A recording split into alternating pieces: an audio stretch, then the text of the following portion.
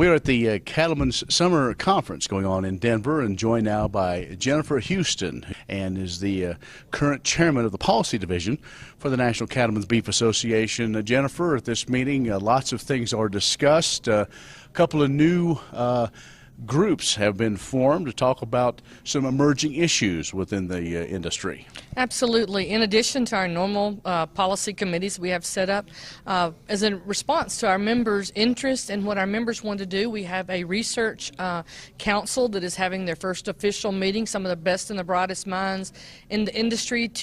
We want to make research a center. NCBA, as a contractor of the beef checkoff, has always had research, but we had our constituents, our members that really wanted to be a part of this, not only what we're doing now, but what's coming up in the future. And they're going to be looking at the whole map of research, what we're doing, where we need to go, where the gaps are, and all this was in response to what our members wanted us to be focusing on.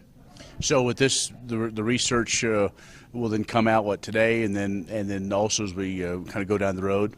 Well, I think they're feeling their way. It's chaired by Philip Ellis, but one possibility was that they would meet, probably more so than just this first meeting, maybe come out with a white paper that might even guide some of our checkoff contractors if they were in the checkoff realm of what we can do things, or land-grant universities if it was production agriculture, to see where they might fill some of those holes or those gaps that this group saw that were missing from now and for in the future.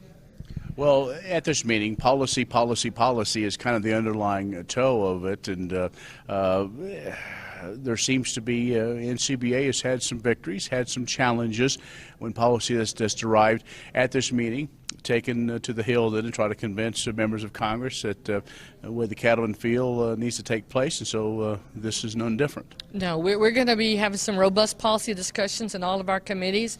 Live cattle marketing and international trade probably has the hot button issues. This convention, one of them being market volatility. As we talk right now, there's a forum with CME, an open forum that all producers can go and get information and tell CME their views on how it's working or how it has affected their operations, because this has been a key thing. Certainly in the fourth quarter of last year and the first quarter of this year, we saw market volatility, and it affected all of us. My family and I, on the livestock auction market, we certainly saw on a day-to-day basis. Our feeders did, our packers, all of us were affected by market volatility. And it's a complex subject, and so we're here at this forum, and we'll be talking about it again in the committee member meeting as to what are the issues, what can we do, what do we just ride out, because there's no easy solution to it, but that's why we're here, to bring all of our diverse viewpoints and see where we can go to set policy. Then our DC people can either go the Hill with the regulatory agencies or wherever it needs to be carried out. And before long, Farm Bill is going to be discussed as well. Is that going to kind of get brought up and say, well, here we're coming, and here's maybe some broad outlines, or where are we with NCBA's view on that?